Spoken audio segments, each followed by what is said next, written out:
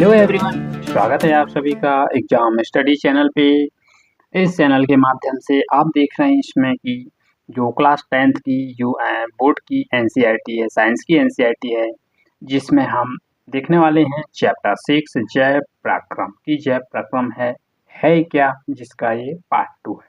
तो पार्ट 2 देखने से पहले आप पार्ट फर्स्ट को अवश्य देखिएगा, जिससे कि आप समझ सकते हैं कि इसमें कि हमने पिछले पार्ट में क्या क्या देखा था, और फिर आने वाली जो इसका पार्ट 2 है जिसे हम आज देखेंगे, तो इसमें क्या क्या है इसके बारे में हम आज देखेंगे कि पार्ट 2 में क्या क्या है। जो हमने जहाँ से छोड़ा था इसको उसी श्रृंखला को आगे बढ़ाते हुए हम इसमें देखेंगे आज की इसमें क्या क्या चर्चा करेंगे और क्या क्या इसमें हम देखने वाले हैं। तो हम इसमें उससे आगे हम देखते हैं कि इसमें सबसे पहले हम देखेंगे कि क्रियाकलाप है क्या, इसके बारे में देखें कि इन क्रियाकलाप के बारे में क्या क्या दिया गया है। जिसमें गमले में लगा हुआ एक क्या है, इसमें शावलित पत्ती वाला या पौधा डालिए लीजिएगा। उदाहरण लेकर इसमें मल्टी प्लांट का क्रोटन का पौधा है। कौन सा? मल्टी प्लांट क्रोटन का ये पौधा है, जिसे आप यहाँ देख सकते हैं। पौधे में 3 पत्तियां अंधेरे के कमरे में रखी तथा उसका संपूर्ण मांड प्रयुक्त हो जाता है। अब पौधे में लगभग 6 घंटे के भीतर सूर्य के प्रकाश रखिएगा, और इसमें पौधे में 6 घंटे के अंदर इसमें सूर्य प्रकाश रखिएगा, और फिर इन पत्तियों को लीजिएगा और पत्ती को तोड़ दीजिएगा, हरे पौधे में अंकित कीजिएगा और इन्हें कागज में नोट करते जाइएगा। और कुछ मिनट के बाद आप इन पत्तियों को उबलते हुए पानी में डाल दीजिएगा। फिर इसमें अगला है, इसके बाद ही अल्कोहल में भरे हुई बीकर में इसको डाल दीजिएगा। फिर नेक्स्ट इसमें इस बीकर में सावधानी से जल ऊष्मा कर रखकर या गर्म करिएगा, और फिर इसमें अल्कोहल में इसमें उबलने ना लगे। फिर इसमें देखें हम पत्ती के रंग को क्या है, इसमें विलयन का रंग कैसा हो जाता है। अब इसमें कुछ मिनट के बाद हम इसमें पत्ती का आयोडीन तनु विलयन डालिएगा, और फिर बाहर निकाल कर इसमें आयोडीन भी धो लीजिएगा। पत्ती के रंग को हम इस प्रकार से पत्ती में ट्रेस करें और फिर इसकी तुलना कीजिएगा, और फिर इस पत्ती को वहाँ जो पत्तियों के भागों को मांड की उपस्थिति में इसके बारे में हम निष्कर्ष निकाल सकते हैं कि क्या निष्कर्ष निकाल सकते हैं। इसमें आप यहाँ पर देखिएगा कि किसकी पत्तियां हैं, इसमें शावलित पत्तियां ए मांड परीक्षण पहले ही बी में, इसमें ए में मांड परीक्षण और बी में इसको दिखाया गया।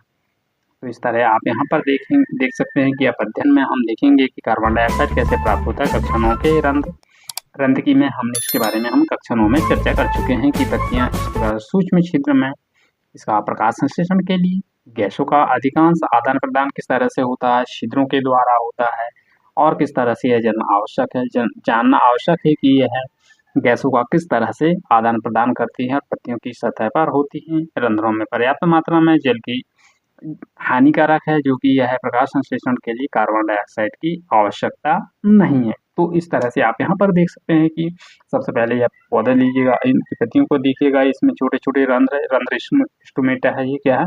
रंध्र भरा है, इसमें द्रव की कोशिकाएं हैं, और इसमें ये छोटे छोटे क्या है, ये हरित लवक है।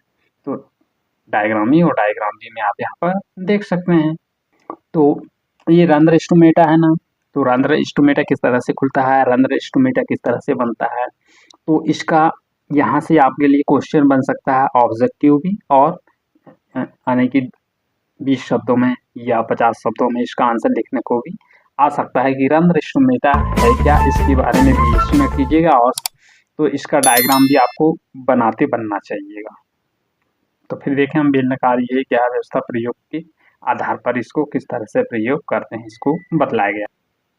फिर इसमें देखें बंद होने की आवश्यकता के द्वारा कोशिकाओं का एक कार्य है के द्वारा कोशिकाओं में जल अंदर आता है और वह फूल जाता है, रंध्र का छिद्र खुल जाता है, और इसी तरह से जब कोशिका सिकुड़ती है तो वह धीरे धीरे करके वह सिकुड़ती है, जब रंध्र में आता है तो वह खुल जाती है।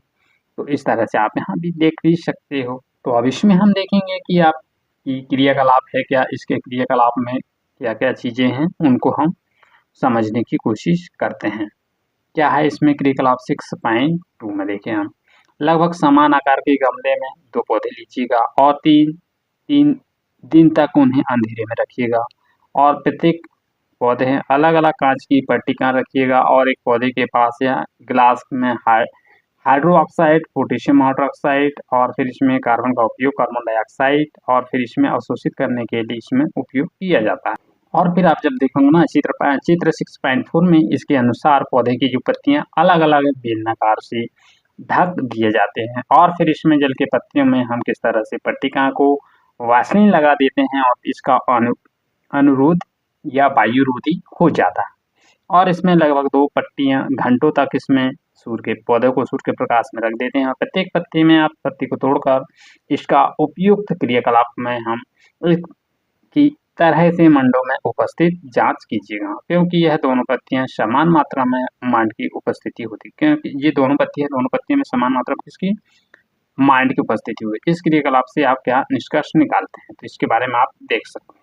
तो अब देखें हम इसमें कि उपयोग में क्रियाकलाप के आधार पर हम ऐसा प्रयोग कर सकते हैं जिसमें कि प्रदर्शित करते हो जाते हैं और प्रकाश से सूर्य के प्रकाश में इसकी आवश्यकता होती है। हम यह चर्चा कर चुके हैं कि स्वपोषी ऊर्जा की आवश्यकता, और फिर हम कैसे करेंगे, यानी कैसे करते हैं कि इन्हें लेकिन शरीर के निर्माण के लिए ये अन्य कच्ची सामग्री की आवश्यकता होती है। स्थानीय पौधे प्रकाश संश्लेषण के लिए आवश्यक जल की पूर्ति, जड़ों में मिट्टी की उपस्थिति जल का अवशोषण करते हैं। नाइट्रोजन, फास्फोरस, लोहा तथा मैग्नीशियम सरीखें तथा अन्य मिट्टी में लिए जाते हैं। तो फिर इसमें नाइट्रोजन की एक आवश्यकता तथा अन्य उपयोगी प्रोटीन यौगिकों प्रकाश संश्लेषण में उपस्थित होते हैं। इसमें आप देखेंगे अगर कार्बनिक नाइट्रोजन, तो इसमें हम नाइट्रोजन नाइट्रेट के रूप में लिया जाता है। उन्हें कार्बनिक पदार्थों के रूप में लिया जाता है और फिर इन्हें जीवाणु वायुमंडलीय नाइट्रोजन से बनते हैं। आप देखिए इसमें 6.2.2 में विषम पोषी पोषण है क्या। प्रत्येक जीव अपने पर्यावरण के लिए अनुकूलित भोज्य पदार्थ इसमें भोजन के स्वरूप में उबलता है और इसके आधार पर पोषण की विधि में भिन्न प्रकार से हो सकती है। इसके अतिरिक्त यह जीव भोजन ग्रहण करने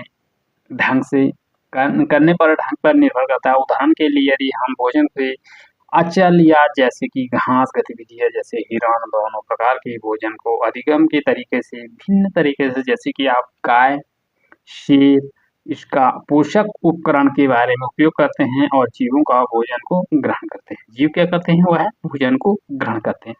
उपयोग के अनेक क्या है युक्तियां हैं। कुछ भोज्य पदार्थ विघटित शरीर में बाहर कर देते हैं और उनका अवशोषण करते हैं और फफूंदी है, यीस्ट है, मशरूम है, कवक है इसका उदाहरण है, तथा अन्य संपूर्ण भोज्य पदार्थ संग्रहण करते हैं, अंतः ग्रहण करते हैं और उनका पाचन शरीर के अंदर होता है। तो इस तरह से आप यहाँ पर देख सकते हैं कि किस तरह से उनका शरीर में भोजन का पाचन होता है। और फिर इसमें हम इनके जीवों के शरीर के अंदर ग्रहण कीजिएगा और फिर इनमें पाचन की जो विधि है ना उसके उपयोग की अभिकल्पना तथा इसकी जो कार्यशैली पर उसकी निर्भर करता है। जैसे कि इसमें घास है, फल है, कीट है, मछली है, मृत कोशिका खाने वाली जंतुओं के अंतर के बारे में क्या सोचेंगे। कुछ अन्य जीवों में और जंतुओं में बिना मारे हुए उनमें पोषण प्राप्त करते हैं और कुछ युक्तियां जैसे कि अमरबेल है, किलनी चू है, लीच है, फीताकृमि है, सीखें हैं, इसके द्वारा इसमें प्रयुक्त होती है। तो फिर इसमें हम देखें कि 6.2.3 में जीव अपना पोषण कैसे करते हैं, मतलब जीव जो है वो है अपना पोषण किस तरह से करते हैं। क्योंकि भोजन उसके अंतःग्रहण की विधि भिन्न है, अतः भिन्न जीवों में पाचन तंत्र भिन्न है। एक कोशी जीवों में भोजन संपूर्ण सतह से लिया जा सकता है, लेकिन जब जीव जो होते हैं ना वह एक क्या है जटिल बनने के साथ साथ विभिन्न कार्यों वाले अंग विशिष्ट हो जाते हैं। उदाहरण के लिए अमीबा कोशिका सतह अंगुली जैसे अस्थायी प्रवर्तक की मदद से भोजन को क्या करते हैं, वह ग्रहण करता है। कुछ यह प्रबल भोजन कणों के घेर लेते हैं तथा संगठित होकर खाद्य रिक्तिका बनते हैं। तो यह रिक्तिका जटिल के अंदर विघटित सरल पदार्थों का उपयोग किया जाता है और वे कोशिका द्रव विस्तृत हो जाते हैं। बचा हुआ अपच किस तरह से पदार्थ में की सतह पर वह गति करता है। शरीर के बाहर निष्कासित कर दिया जाता, निष्कासित मतलब कि हमारे अपचित पदार्थ जो होते हैं वह शरीर के बाहर क्या करते हैं, हुआ है निष्कासित कर दिया जाता है। पैरामेशियम एक अकोशी जीव है क्योंकि इसमें कोशिका एक निश्चित आकार की होती है, अतः भोजन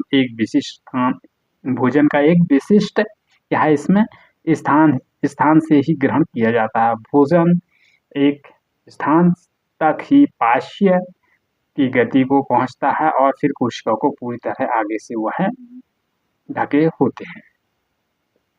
इसमें देखें हम 6.2.4 में मनुष्यों में किस तरह से पोषण होता है। तो इसमें हम देखें कि मनुष्य में पोषण के बारे में कि कौन कौन सा पोषण होता है मनुष्यों में, उसको हम देखेंगे। तो चलिएगा हम फिर इसमें देखेंगे कि मनुष्यों में पोषण आहार नाल के रूप में हम जब गुदा को विकसित एक लंबी नली के, इसमें आहार नाल में क्या होती है, एक लंबी नली होती है। 6.6 में देखें हम एक नली में विभिन्न भागों में देख सकते हैं कि यह भोजन किस तरह से क्या करता है, वह एक बार प्रविष्ट हो जाता है और उसमें क्या क्या चीजें हैं जिसके बारे में हम इसमें देखेंगे कौन कौन सी चीजें हैं। तो चलिएगा हम फिर देखें हम इसमें 6.33 में आप यहाँ पर 1 ml मांड का घोल लीजिए 1% और 2 परख नली ए और बी लीजिएगा। परख नली में हम 1 ml लार डालिएगा और दोनों परख नली में इस तरह से 20 से 30 मिनट तक इसको शांत छोड़ दीजिएगा। और फिर इसमें हम शांत छोड़ने के साथ साथ फिर इसमें हम क्या करेंगे कि किस तरह से हम इनको शांत छोड़ेंगे और यह कि इस निकास नली को अगर रंग में क्या करते हैं वह परिवर्तित दिखाई देने लगती है। दोनों परख नलियों में इस तरह से मांड उपस्थिति के बारे में हम क्या इंगित करना चाहते हैं और इस पर लार के मान को दर्शाते हैं। तो इस तरह से हमने इसको देखा। तो इसमें हम आज देखेंगे और इसमें थोड़ा सा हम पाचन तंत्र के बारे में देख लें कि पाचन तंत्र है क्या और यह किस तरह से है। पहले हम इसको देख लें, फिर इसके बाद हम डायग्राम के माध्यम से इसको समझने की कोशिश करेंगे। तो हम एक तरह के भोजन के उपयोग खाते हैं, भोजन को खाते हैं जिन्हें हम शरीर के अंदर के इस तरह से हम निकाल लेते हैं और प्राकृतिक रूप में हम इसको भोजन के प्रक्रम से गुजरना होता है, जिससे कि शरीर के उसी क्रम में छोटी छोटी कणों को बदल दिया जाता है, जिसे हम क्या दांतों से चबाकर पूरा कर लेते हैं क्योंकि यह आहार का स्तर कोमल होता है। अतः भोजन का गीला किया जाता, भोजन को लार के माध्यम से वह गीला करके वह सीधे अपने मार्ग के माध्यम से आसानी से वह अपना पसंद का पदार्थ को खा लेते हैं, जिसके मुंह के अंदर पानी आ जाता है, जिसके वह वास्तव में वह एक केवल जल ही नहीं होता बल्कि यह लार ग्रंथि से निकलने वाला एक रस होता है, जिसमें लसालस या लार कहते हैं, जो कि भोजन को गीला करके वह सीधे आहार नाल के माध्यम से हमारी आहार नाल में चला जाता है। तो हम खाते हैं तो उसका पूरा इसका दूसरा आप देखेंगे ना तो जटिल संरचना है, जिसमें कि इसका अवशोषण आहार नाल के माध्यम से होता है, किसका, भोजन का। तो हम छोटे छोटे अणुओं में खंडित कर हम इस तरह के प्रक्रम को हम जो उत्प्रेरक के रूप में करते हैं। तो हम जिन्हें हम क्या कहते हैं, एंजाइम कहते हैं। लार भी एक प्रकार का एंजाइम, लार क्या है, एक प्रकार का एंजाइम है जो कि लार में क्या है, इसमें एमिलेस। तो यहाँ पर आपसे एक क्वेश्चन बन सकता है कि ऑब्जेक्टिव को तौर पर एंजाइम में पाया जाने वाला कौन सा तत्व है। तो इसमें आप देखेंगे इसमें कि एंजाइम में क्या होता है, लार एमिलेस होता है। क्या होता है इसमें, मैं हाईलाइट कर रहा हूँ इसको, आप यहाँ देख लीजिएगा। लार एमिलेस क्या है इसमें, लार एमिलेस को थोड़ा दिख ही नहीं रहा है इसमें, थोड़ा सा मैं करता हूँ, लार एमिलेस। तो ये मैंने हाईलाइट कर दिया, इसको आप यहाँ से देख लीजिएगा और इसको थोड़ा याद ही कर लें तो और अच्छा रहेगा कि आपके लिए। लार एमिलेस क्या है इसमें, लार एमिलेस, ठीक है। तो फिर इसमें हम देखेंगे किस तरह से जिह्वा में भोजन का लार पूरी तरह से मिला लेती है। आहार नली में जब हम हर भाग के अंदर की नली यानी कि भोजन निश्चित रूप से गति करता है ना, वह सही ढंग से प्रक्रमित होने के लिए आवश्यक है कि क्रमाकुचक गति से वह भोजन की नली में होता है। जो मुंह में आमाशय तक भोजन की गुहिका को इसोफेंगस क्या है, इसकी गुहिका इसोफेंगस के द्वारा ले जाया जाता है, जो कि आमाशय में एक बृहत अंग है। क्या है ये इसोफेंगस? क्या है? एक आमाशय में एक बृहत अंग भोजन में आने वाले पर फैल जाता है। आमाशय की पेशी भित्ति हैं जो कि इसमें भोजन को अन्य पाचक के रंगों के साथ मिश्रित करने में क्या करती है, वह सहायक होती है।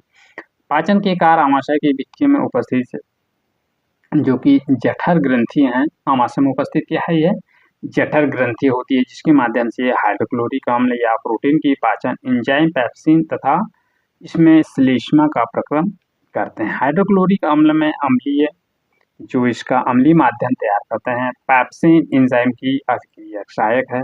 और फिर इसके विचार के बारे में, अम्ल में कौन सा कार्य करता है, जो सामान्य परिस्थिति में श्लेष्मा आमाशय की आंतरिक स्तर की अम्ल की रक्षा करता है। और इस तरह से हम क्या करते हैं, बथुआ वयस्क में क्या होती है, इसमें एसिडिटी अथवा इसमें अम्लता की शिकायत करते सुना है कि ये क्या या संबंध इसका वर्णित का विषय नहीं है। तो इसमें हम देख लें अब थोड़ा सा, इसमें आमाशय से भोजन का अब शुद्रांत में प्रवेश करता है। आमाशय से भोजन किसमें करता है, शुद्रांत में प्रवेश करता है। और यह आस्मापेशीय है तथा यह क्या है, एक इसमें क्या है, नियंत्रित होती है। और शुद्रांश आहार नालिका की सबसे लंबी भाग है और यह अत्यधिक ऐसी है, कुंडलित आकार की होने के कारण यह सहज स्थान में अवस्थित होती है। यह विभिन्न जंतु के शुद्रांश की लंबाई उनके भोजन के प्रकार के अनुसार अलग अलग होती है। घास खाने वाले शाकाहारी का सेल्यूलोज पाचन के लिए लंबी शुद्रांश की आवश्यकता होती है, मतलब सेल्यूलोज है उसके पाचन के लिए लंबी शुद्रांश की आवश्यकता होती है। सांस का पाचन सरल एवं वाग्य जैसे कि मांसाहारी होने के कारण वह शुद्रांश की छोटी होती है। तो अब हम इसमें देख लें इस डायग्राम में क्या क्या है। डायग्राम को हम थोड़ा सा समझने की कोशिश करते हैं कि है क्या। तो इसमें देखें हम सबसे पहले इसमें मानव का पाचन तंत्र की किस तरह से मानव का पाचन तंत्र बना है। तो सबसे पहले आप इसमें थोड़ा सा डायग्राम बना है, इसमें देखिएगा। तो सबसे पहले ये क्या है, ये जीवा है। और फिर जीवा के बाद में क्या है, मुंह मुख गुरुआर है। ये क्या है, इसमें ग्रासिका नली है जो कि आकर कहाँ मिली है, सीधी अपने किसमें आमाशय से जुड़ी हुई होती है। तो ये क्या है, इसका आमाशय है। और फिर इसमें थोड़ी सी ये ऊपर जो लगी है इसको क्या बोलते हैं, इसको डायफ्राम, जिसमें शरीर के बाहरी आवरण में पाए। और फिर आप इसमें देखेंगे ये किडनी के पास क्या है, ये पित्राशय मतलब कि पित्ताशय, और पित्ताशय का भंडारण करते हैं। और फिर इसके बाद यहाँ छोटे छोटे स्टोन पाए जाते हैं जिसे पित्त नली का कहते हैं, मतलब कि ये है पित्त नली। फिर ये क्या है, यकृत बोले तो किडनी। और फिर इसमें अग्नाशय। तो फिर आप ये पाचन तंत्र देखेंगे क्या है, यकृत है, छोटी छोटी आमाशय, और भी क्या है, ये क्षुद्रांश मतलब कि ये आप देखेंगे ना, ये बड़ी आंत है, बृहत नाल है, ये बाहर निकलता है जो मुख्य गुदा का द्वार होता है। और ये यहाँ पर आप देखेंगे परिशोषिका है। क्या है ये, परिशोषिका, जिसमें कि आप ये चित्र बनाकर हो सकता है कि एग्जाम में आएगा और ये डायग्राम दे दी जाएगा। इसमें संपूर्ण तरह वह मानव का पाचन तंत्र के बारे में आप इसको डिटेल से समझाइएगा, तो इसके बारे में पता। तो दोस्तों सेशन कैसा लगा, सेशन यदि पसंद आए तो इसे वीडियो को लाइक करें, शेयर करें, और यदि आप चैनल पे नए हो चैनल को सब्सक्राइब कर लें और बेल आइकन बटन को प्रेस कर दें, जिससे कि मेरी आने वाली वीडियो का नोटिफिकेशन सबसे पहले आप तक पहुंचे। मिलते हैं फिर नेक्स्ट वीडियो में। Thank you for all of you. जय हिंद।